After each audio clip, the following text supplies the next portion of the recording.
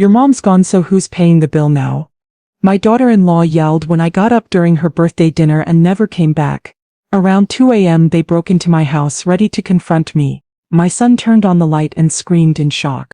Before we continue, I just want to say thank you for taking the time to hear my story. If you're comfortable, let me know where you're listening from, and what time it is where you are. Now let me tell you my story. The restaurant was called L'Or, a name that was as subtle as a brick of gold to the face. It was, of course, my daughter-in-law Bianca's choice.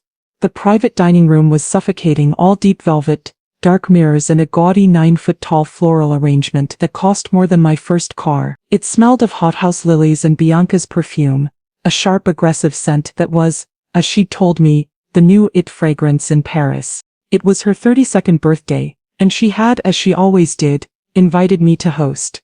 This meant I was to sit at the head of the table, a silent, smiling, ancestral relic, and pay for the privilege of watching her and 20 of her closest friends, a giggling, chattering pack of influencers, aspiring it girls, and the sycophantic wives of my son's colleagues get theatrically drunk.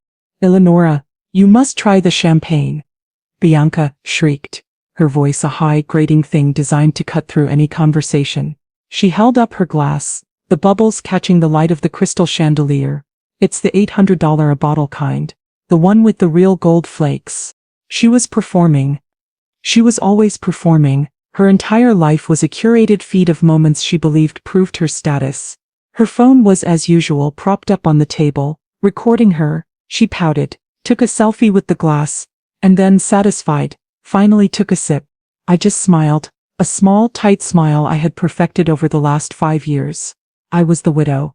Eleonora, the 65-year-old relict of the brilliant artist. Julian, the quiet, old money woman who was, as they all saw it, a dinosaur, a living ATM, a walking, breathing checkbook, whose only remaining function was to fund their flashy, modern and deeply empty lives. My son Marcus sat beside his wife. He looked as he always did, slightly embarrassed but also proud. He was embarrassed by her overt, screaming greed, but he was also proud that he had a wife who was so beautiful, so demanding. He was the pretender. He loved the lifestyle she craved, a lifestyle he believed his job at the Family Arts Foundation provided. It's a wonderful party, dear, I said, my voice quiet. Of course it is, she laughed, not even looking at me, already texting under the table. I planned it. I looked around the table. The bill for this single night I had already calculated would be north of $20,000, and I, the dinosaur, the lonely heiress, would pay it without a word. That was my role. That was my function. For now, the main courses, tiny, intricate portions of food, all featuring some kind of foam or dust, were cleared. The gold-flaked champagne had been flowing for 2 hours. Bianca was no longer just loud. She was drunk, but in a mean, focused way. She stood, her red silk dress shimmering, and tapped a $300 acrylic nail against her glass. A toast, she shrieked, silencing the room. Her friends all fumbled for their phones, turning on their video lights. This was, they knew, content. She raised her glass, her eyes scanning the table, landing finally on me.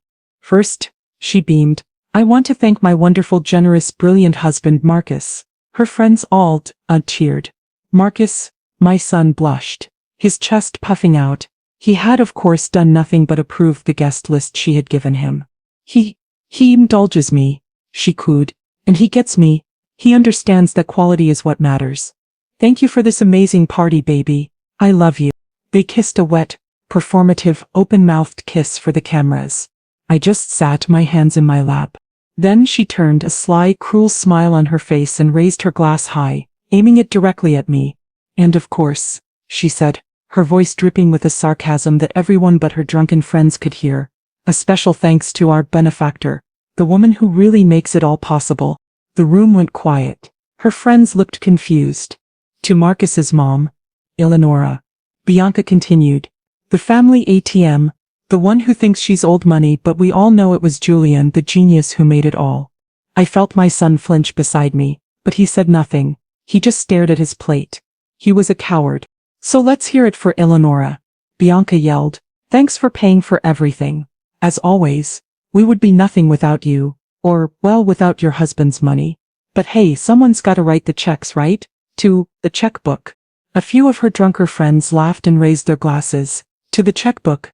I felt, In that moment, a small, cold, satisfying click deep inside my chest. It wasn't the sound of my heart breaking. It was the sound of a vault door, one I had kept sealed for decades, finally swinging open. The mother and the widow had just left the building. The CEO was now in charge. I did not react. I did not cry. I did not make a scene, which I knew on some level Bianca desperately wanted. A scene would give her more content. It would prove I was a bitter, controlling old woman. So I just smiled. My small, polite, lonely widow smile. I let the awkward laughter die down. I let Bianca, smug and victorious, sit back down to the applause of her idiotic friends. I waited another 30 seconds, letting the conversation resume. Then, I very calmly, very quietly placed my silk napkin on the table. I stood up, my chair making no sound on the thick rug. I picked up my small, simple black leather purse. Bianca and Marcus didn't even notice. They were already in a deep, laughing conversation with another couple, probably planning their next amazing ski trip. I turned, and I walked out. I was halfway down the block walking toward the garage where my driver was parked, when I heard the door of the restaurant fly open behind me. Eleonora. Eleonora. It was Bianca. She was stumbling on the sidewalk, her red dress hiked up, her face a mask of pure unadulterated rage. How dare I walk out on her party? How dare I remove the audience and the checkbook? You can't just leave, she shrieked, her voice echoing in the quiet, wealthy street. You think that's funny? You're so rude. You're trying to ruin my birthday. I didn't stop. I just kept walking. Fine, she screamed, her voice cracking with fury. Fine, leave. Go home to your dusty, empty house. You old? She stopped and a new, more practical, more terrifying thought hit her. She looked back at the restaurant, at the $22,000 bill she had just racked up, and then she yelled the line, the hook line, the one that confirmed everything I'd ever thought about her. She yelled it for the whole street, for the valets, for the doormen, for everyone to hear. Your mom's gone, Marcus. So who's paying the bill now? I heard her. I heard her loud and clear. I didn't turn around. I just got to my car where my driver was holding the door. Home, madam? My driver asked. Yes, James, I said, sliding into the cool, quiet leather. And please, call Mr. Harrison. Tell him I need him at the house. In 1 hour. As the Bentley pulled silently away from the curb, my hands were not shaking. I was not crying. I was, for the first time in years, completely, utterly, and perfectly calm. Bianca, my son, and the entire watching world believed the lie. They believed in Julian the genius. My late husband. And Julian was a genius. He was a brilliant, chaotic, beautiful, and soulful artist. His paintings, his music, they had changed the world. He was a god, but he was a god who was terrible with money. When I met him in 1980, he was a 30-year-old prodigy, living in a cold water loft in Soho, about to declare bankruptcy. He had $1 million in fame, and about $10 in his bank account. I was the dinosaur. I was the 25-year-old financial analyst with a mathematics and economics degree, a woman with a mind for numbers that was, quite frankly, unnatural. I was his manager. I was his strategist. I was his partner. I took the $50,000 check from his first big gallery sale in 1985. And instead of letting him buy a new car, I started a company. I called it Aegis Holdings, a boring, nondescript, anonymous name. It was my company, a separate, silent, ghost entity. While Julian painted and played his music and became the face of our family, I, as Aegis, built the real fortune. I invested in commercial real estate. I got in on the tech boom in the 90s. I diversified. I built a portfolio so massive, so complex, and so private that it completely, utterly dwarfed the art money. The Julian Foundation for the Arts, the entity they all thought was the source of the family money, was a shell. It was a fiction I'd created. It was the pass-through I used to funnel a fraction of the Aegis profits into their lives. They thought they were living off the Julian legacy. They had no idea they were living off me. They thought I was the lonely widow, living in Julian's big art-filled house. They had no idea I had bought that house, with my money, and filled it with his art, which I had also bought, just to keep his legacy safe. They saw me as the dinosaur. They saw me as a relic. They had no idea that Eleonora the widow was just a role, that Eleonora, the CEO of Aegis Holdings, was the one who actually held the power. And they had just very, very stupidly pushed me off the stage. They had just given the CEO her cue. My son Marcus. He was the great disappointment of my life. Not because he was a bad man, but because he was a weak one. He was like his father, all charm and no spine. I had tried to teach him the business. When he graduated with his art history degree, I had sat him down. Marcus, I'd said, let's talk about Aegis. Let's talk about the real business. He had lasted 20 minutes. His eyes had glazed over. Mom, he'd sighed, I don't get this. Derivatives? Holdings? It's boring. I'm not like you. I'm like Dad. I'm a people person. A vision guy. A vision guy. With no vision. So, I had built him his cage. I created the Julian Foundation for the Arts. It sounded so noble, so important. I gave him the title of executive director. I gave him a beautiful glass-walled office in a building I owned.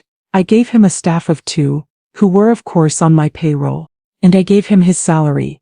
A $300,000 a year allowance which I disguised as a paycheck from the foundation. His job was to have lunch. To scout new artists, i.e. go to parties. To protect his father's legacy, i.e. approve the checks I told him to approve for museum donations. It was a completely fictional, no-effort, high-paying job. And he, my son, my pretender, believed it was real. He believed he was a high-powered, successful philanthropist. He believed he had earned his lifestyle. He was embarrassed by Bianca's overt greed.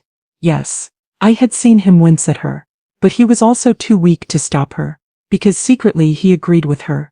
He too felt owed this. He too saw me as the guardian of the money, not the source of it. And tonight, at that dinner when he sat there silent, and let his wife call me the family ATM and toast the checkbook, he had co-signed his own termination. Bianca, she was not just a gold digger. She was, in her own mind, a revolutionary. She hated me. She hated my quiet luxury. She hated my house. She hated my old, dusty art. I lived in a 15,000 square foot mansion that was in effect a private museum. Every piece of furniture was a priceless antique. Every rug was a 17th century Persian. The walls were covered in my late husband's art. Yes, but also in my own collection. Basquiat's, Rothko's, Warhol's. It was a house of deep quiet and real value. To Bianca it was junk. God. Eleonora, she'd said, walking into my grand ballroom, where my Julian's priceless grand piano sat. This room is so dumpy. It's like a museum. We should sell all this old stuff, and get some new furniture, white, and, a media wall. She saw no value in what was. She only saw value in what was new, what was flashy, what was on Instagram. She was a creature of pure, unfiltered performative consumerism. She saw me as a dragon, a dinosaur, as she loved to call me. I was the old, withered, boring creature, sitting on a pile of treasure that she, the young, beautiful and modern one, rightfully deserved. She didn't just want the money. She wanted to erase me. She wanted to replace me. Her entire brand, her 100,000 Instagram followers, her it girl status was funded by my silent dinosaur money. And she, in her supreme blinding arrogance, 100% believed that Julian was the genius lie. This was critical. She had contempt for me. She thought I was just a lucky widow, a freeloader who had hit the jackpot by marrying a genius. She thought I did nothing to earn the money. Tonight, her toast to the checkbook. It wasn't just a joke. It was her worldview. It was her mission statement. She had no idea that the dinosaur she was trying to update was in fact the very asteroid that was about to wipe her entire tacky performative world off the map. I arrived home. The house was, as Bianca had called it, empty. It was my sanctuary, quiet, dark, and filled with the priceless old junk I loved. I walked into my study. I did not turn on the main lights. I sat at my massive 19th century mahogany desk, and I turned on my work computer, the one they didn't know about. My operations manager, Mr. Harrison, a man of terrifying efficiency, was already waiting for me in my private office. He had been with Aegis Holdings for 30 years. He was the only other person on earth who knew the full truth. He was standing by the window, a man of 70 in a perfect, dark suit. "Heard about the dinner, madam?" he said, his voice, a low rumble. "Laura, tacky, the bill must have been—" "They left it. Harrison, I said, my voice calm. Along with their dignity. It's time. I was afraid you'd say that, he said, though his eyes were, I noted, almost gleaming. He hated Marcus and Bianca. Protocol empty house. I said. He nodded. Not surprised. He'd helped me draft the plan years ago as a contingency. You have 6 hours, I said, before they arrive. Arrive? He asked. Oh. Yes. I said. They've just been publicly humiliated and left with a $22,000 bill they cannot pay. They are on their way. But they will be furious. They will try to confront me, and when they get here, I want them to have the shock of their lives. 6 hours, he mused. Difficult, but not impossible. The art or the furniture first? All of it, I said. I want everything gone. The art to the museum vault in Switzerland, the rugs to the auction house, the furniture to the secure storage facility, the piano, especially the piano, I want it gone. And the house? He asked. It's already listed, I said. The for sale sign goes up at 8 a.m. tomorrow. Harrison smiled. A thin, rare, dangerous smile. A full liquidation. I'll get the teams. He made one call on his private phone. Gentlemen, we are executing Protocol Aegis. I am at the main house. Bring the art teams, bring the furniture teams, and bring the trucks. 6 hours. Go. Within 15 minutes my empty, lonely house was swarming. Not with friends, but with a silent, efficient, white-gloved army. They were the art handlers, the movers, the security teams from Aegis Holdings. They moved with a speed and precision that was almost terrifying. They were not movers. They were spec ops. They were liquidating a lifetime, wrapping priceless paintings, creating antique sculptures, rolling $200,000 rugs. This wasn't just moving. This was an erasure. I was, in one night, erasing their entire expected inheritance. And I just went to the kitchen, made myself a cup of tea, pulled up a single metal folding card table, and waited. Back at Laura, the party was winding down. It was 10 p.m. Bianca's friends were gathering their coats, all of them drunk, loud, and kissing the air near Bianca's cheeks. It was divine, darling. One of them slurred, stumbling slightly. That champagne. You'll have to send me the name. Of course, Bianca said, preening. She was the queen. She had hosted the party of the season. She felt the warm, satisfying glow of having proven her status. She had put the dinosaur in her place, and the dinosaur had paid for the privilege of being insulted. Marcus, my son, looked relieved. The toast had made him wince. He was a coward but not a monster. But the crisis was over. His mother had left. His wife was happy, and the night was a success. The waiter, a man with a stiff, professional face, approached their table. He held a black leather billfold. Mr. Sterling? He said, addressing Marcus. The bill. Ah, yes, thank you, Marcus said, with the easy, dismissive air of a man who has never actually paid for anything. He took the billfold, glanced at the total $22,450 and didn't even blink. He just pulled out his wallet. This was his moment. In front of his wife, in front of her friends, he was the pretender, the executive director of the Julian Foundation for the Arts. He was the man.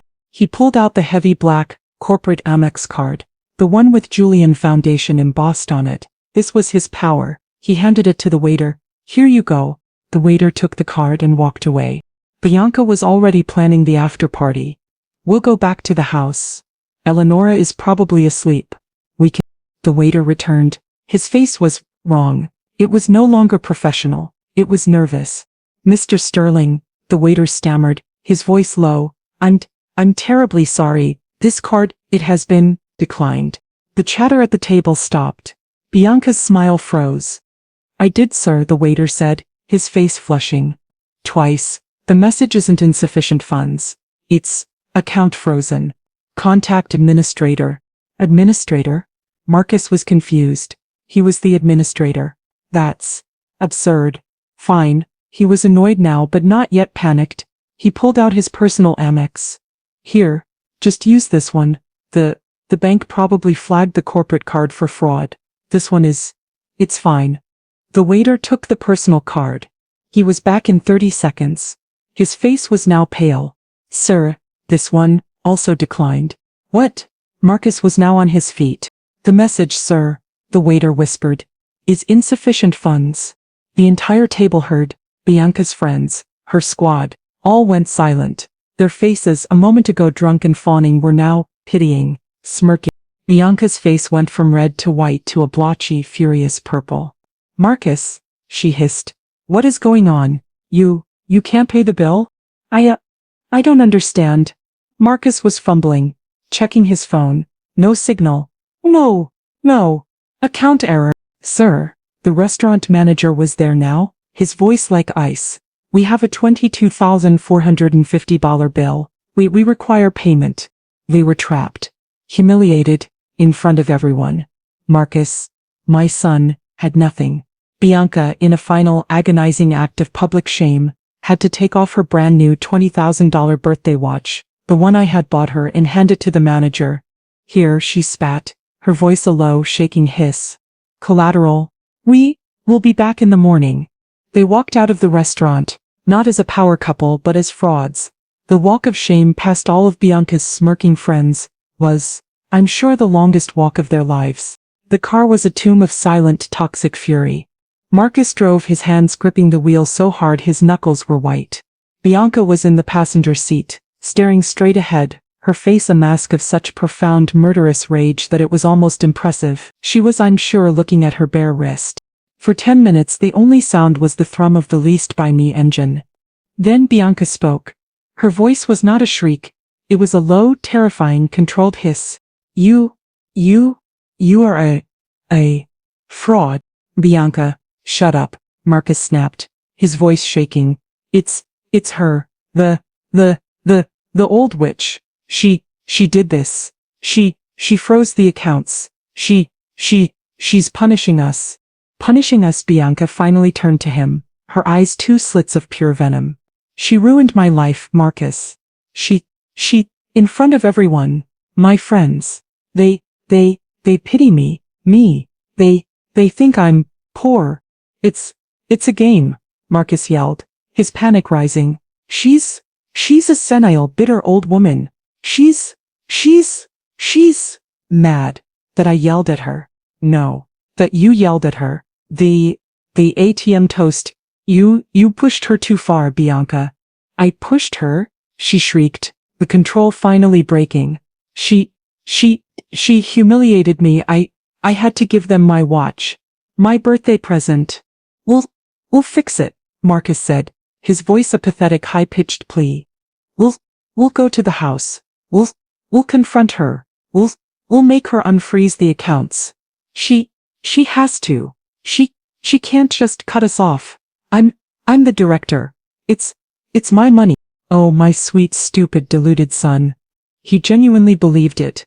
He genuinely 100% believed the Julian Foundation was his. That the salary he received was earned. That the empire was his birthright.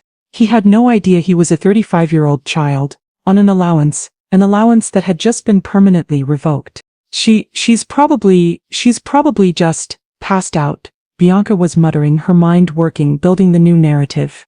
She's old, she's probably dead. We have to check on her." "Yes, that's it. We're worried about her." "Worried?" Marcus said, confused. "Yes," Bianca said, her voice now cold and clear. We're worried that she's unstable. We're going to check on her. And if she ignores us, we'll break in. Yes, we have to. We're concerned. It's our house anyway. It's our inheritance." Break in," Marcus stammered, his pretender bravado failing. "You have a key, don't you?" Bianca hissed.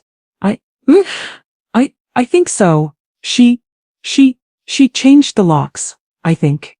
Last year, after you borrowed that painting for your office," Bianca finished, her voice flat. "Useless. You're useless. Fine, we'll break in. We're just checking on her. It's our house. She can't lock us out of our house." The justification was complete. They weren't angry. They weren't greedy. They were concerned. It was 2:17 a.m. when their leased car screeched to a halt in my gravel driveway. I was, as I'd planned, in the grand ballroom, sitting at my small metal folding card table, sipping my tea. I heard them. My house, my real house, was a fortress. It was dark. Not a single light on, just as I had instructed. I heard them. They were banging on the massive 12-foot-tall solid oak front door. Thump, thump. Mom, Marcus yelled, his voice thin and reedy in the cold night air. Mom, open this door. This isn't funny. We know you're in there. Thump, thump, thump. Yammer, Bianca shrieked, her voice a shrill, scraping sound. Open this door. You can't do this. We're calling the police. I smiled. Please do, I thought. Please, call the police, and tell them that your mother-in-law didn't pay for your champagne. They banged for 10 minutes. I just sat, I sipped my tea. Then the phone calls started. My personal phone, the one they had, which was now sitting on the card table in front of me. It lit up. Marcus. I pressed block. It lit up again. Bianca. I pressed block. She's blocking us. I heard Bianca scream, a sound of pure animalistic frustration. She's ignoring us. Mom, Marcus was pleading now. Mom, please, I'm sorry, okay? I'm sorry, just open the door. We're worried about you. You're old, you might have fallen. His noble excuse. The one he would tell the police. The one he would tell himself. That's it, Bianca shrieked. I'm done. I'm not playing this game. Break it down, Marcus. It's our house anyway. It's ours. Think of the art. She's probably selling it. I heard a thud, and then a crash. The sound of my $5,000 19th century lidded glass side panel right next to the lock, shattering. Marcus. My son. He had just broken into his mother's home. I heard the clack of the lock as he reached his hand through the broken glass. I heard the creak of the massive heavy oak door as it swung open. They were in. They were in the dark. And I was waiting. They were in the foyer. The massive, 2-story, black and white marble foyer. It was, or it had been, my greeting room. It was where my $200,000 Persian rug lay. It was where my 18th century ormolu gilded console table sat. It is where my $3 million Basquiat, untunted head hung, a blast of color against the white marble. It was, now, just a dark, cold, empty cave. Mom? Marcus yelled, his voice high and thin. It echoed. It had never echoed before. The rugs, the art, the furniture, they had absorbed the sound. Mom, where are you? He was confused. His voice echoing back at him was wrong. The air was wrong. Ugh, stop yelling, Bianca hissed, her voice sharp, trying to pierce the oppressive cavernous dark. She's probably in her study. The crazy old bat passed out, drunk. Like, father, like, son, wait. What's that smell? It smelled clean. It didn't smell like my house. It didn't smell of old books, and beeswax, and the faint, sweet scent of the oil paints my husband had used. It smelled of lemon polish and industrial cleaner. Let's just find her, Bianca said, her voice now a little hesitant, a little scared. This wasn't what she expected. She fumbled along the wall, her hand slapping against the cold marble. She was looking for the main light switch, the one that controlled the massive 19th century crystal chandelier. Mom, you better have a good explanation for this, she shrieked, her bravado returning. This stunt is, oh, she found the switch. Gotcha, she yelled, in triumph. She flipped the switch.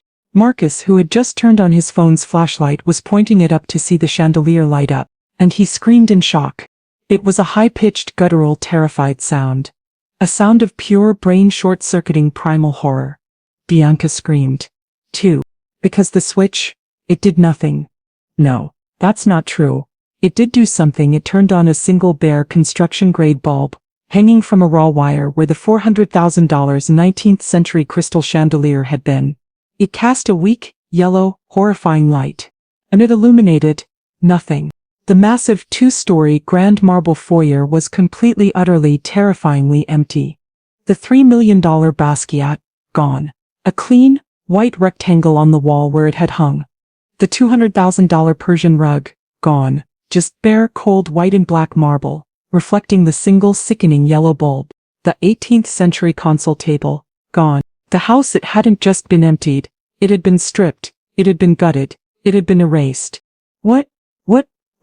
Bianca was stammering, her mind for the first time in her life utterly, completely broken. She couldn't process what she was seeing. Where is it? Where is, or, where is, or, where is, or, stuff. Where? We robbed. No, Marcus whispered, his voice a hoarse, dead thing. No, this wasn't robbed. This was professional. This was clean. This was clean. This looks are gone.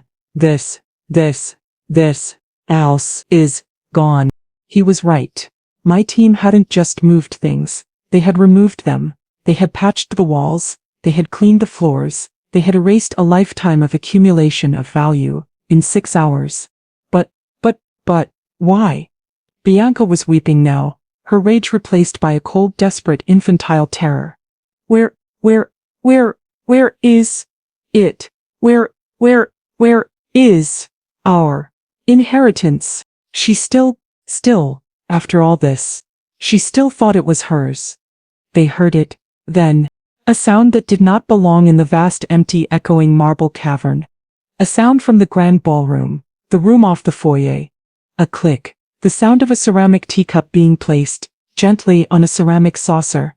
They froze. Mom, Marcus whispered, his voice trembling. He and Bianca walked, their footsteps loud, too loud, echoing on the bare, polished hardwood floors, toward the ballroom. They pushed open the 20-foot-tall doors. The grand ballroom, the room where my Julian's priceless 9-foot concert grand piano had sat, the room where my 17th-century tapestries had hung, the room with the Louis XVI furniture. It was empty. A vast, echoing, dark 3,000-square-foot void. No, not quite empty. In the exact center of the vast, polished, empty floor, there was me. I was sitting on a simple $20 metal folding card table. On the table was a thermos, a teacup and saucer, and my small black purse. At my feet was a single small leather suitcase. I had been waiting. I was sipping my tea, illuminated only by the moonlight streaming in from the 50-foot-tall, uncurtained. I'd taken the curtains too. French doors. They just stared. Their minds were broken. This image was impossible. Mom, Marcus whispered. What is this? What happened? Where is everything? Where we robbed? Are you okay? I am perfectly fine, Marcus, I said, my voice calm, and it echoed. It sounded like the voice of God. I was not robbed. Bianca finally found her voice. The terror was replaced by her one true North Star emotion. Rage. You? She shrieked, her voice cracking. You did this? Where is it? Where is my stuff? Where is our inheritance? I took a slow, deliberate sip of my tea. I placed the cup back on the saucer. Click. The art? I said, my voice conversational.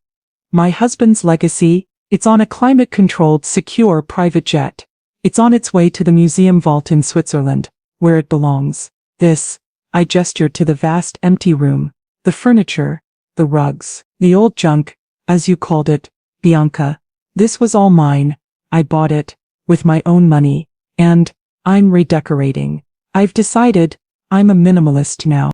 But, our money, Marcus stammered, the real final existential terror finally hitting him. The house, the stuff, that was one thing, but his life, my my job. The foundation. You can't. I looked up at him. My son, my 35-year-old pretender son, the executive director. The Julian Foundation for the Arts was a fiction, Marcus, I said, my voice flat. It was a shell company, a pass-through, a hobby, if you will. I created it to pay your allowance, so you could feel like you had a job, so you could feel like a vision guy. He stopped breathing. As of 10:00 p.m. tonight, I continued, the moment you handed your corporate card to that waiter, the Julian Foundation for the Arts, and your job were permanently and legally dissolved. Your corporate card is cancelled. Your personal accounts, which I funded, are empty. Your cars, which I leased, are being repossessed at 8 a.m. You are not a philanthropist, Marcus. You are unemployed. He just crumbled. He physically sagged, his hands on his knees, just gasping. And this house, Bianca whispered, her eyes wide with a horror that was beyond comprehension. This house, I said, is being sold at 9 a.m. tomorrow. It was listed an hour ago. The new owners, a lovely couple from Singapore, are very excited. They love minimalism. I stood up, I folded the card table, I folded the chair, I put them in a corner, I picked up my thermos, I picked up my single small leather suitcase. I suggest you find your own house, I said. You're 35, Marcus. It's time you got a real job. I walked, my heels clicking click, click, click across the vast, empty, echoing floor, toward the broken front door. And Bianca, I said, pausing, looking back at her. She was just frozen. You should return that watch. You're going to need the money, and I would highly recommend you call the manager at Lara. They will, I assure you, be pressing felony charges for theft of services at 9 a.m. You should probably not be here when the police arrive. I walked out of my empty house, past the shattered glass of my front door and into the driveway where James, my driver, was waiting. I didn't look back. I left them alone. In the dark. In the cold. In the vast, cavernous, empty shell of their future. Thank you for watching.